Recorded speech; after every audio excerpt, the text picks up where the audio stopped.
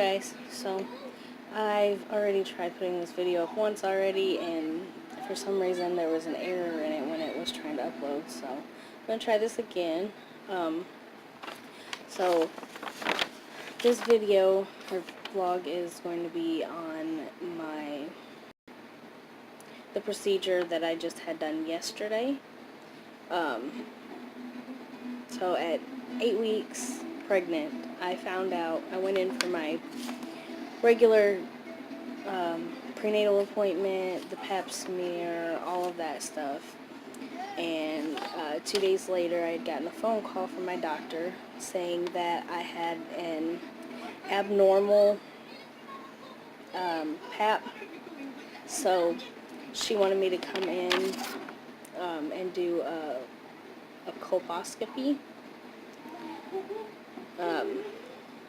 And if you don't know, an abnormal pap is unusual cells on the cervix. It doesn't always mean cancer. It could be cell changes caused by the HPV virus, which is the human papilloma virus. And that virus is, it causes genital warts on the hands, feet, genitals. Some HPV can cause cancer cells, can be mild, moderate, or severe. I've not had any of those issues, so I don't see it being HPV. So I'm kind of scared at this point.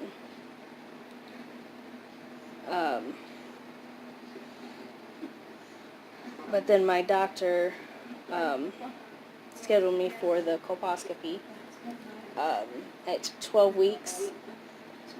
And the colposcopy is it's similar to a pap smear. The difference is they use a special magnifying glass, and they use a vinegar solution on your cervix to make the cells more visible for the doctor. And sometimes a biopsy is needed to be taken, in others it's not, which mine was that kind of case. But she didn't want to do it when I was pregnant. She wanted to wait until my 6 weeks postpartum appointment. So the colposcopy can diagnose cervical cancer, genital warts, vaginal cancer, and vulvar cancer. They do it just like a pap. They have you lay down, put your feet in the stirrups, and then they'll use the speculum, I think is what they're called. I always call them duckbills, but I think the proper term for them is speculum. And then they will take this vinegar type solution on a swab and swab your cervix with it, and then it'll activate the cells so that they're more visible. And then they'll take this colposcope and look through the colposcope at the cells, and if they still see the abnormal cells, or if they're able to see the abnormal cells, they go ahead and do a biopsy, or they scrape, whatever they need to do. Which, with me being pregnant, she didn't want to cause me any issues with my pregnancy, so she waited till my 6-week appointment, like I had stated before. Let's see.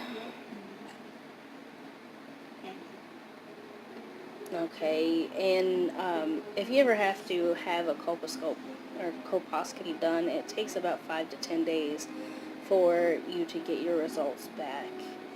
And they say don't use any creams, tampons, and no intercourse a few days before, which I hadn't done any of that at this point. If necessary, they will take a biopsy, like I stated before, of the cells for their testing. The cells are either precancerous or cancerous, which the next step would be to remove all the cells at the time of the colposcope, which she didn't do that. I'll go into detail with that on my next video on what happened yesterday at my appointment, because that's going to be part of my postpartum. There's also a cone biopsy, which is a doctor cuts a cone-shaped piece of tissue from the cervix to remove any precancerous cells. There's a cryotherapy. I believe I'm saying that right. A doctor uses a liquid gas to freeze cells from the cervix. And then there's the LEAP procedure, which is a loop electrosurgical excision procedure. It's where the doctor removes abnormal cells with a wire loop that carries electrical current. And I actually looked up some stuff on doing the LEAP, because there's a possibility I may end up having to have it done when I go for my surgery on Monday. The recovery from a colposcope is and biopsies back to normal right away, no intercourse for 48 hours, which I was told not to until my surgery.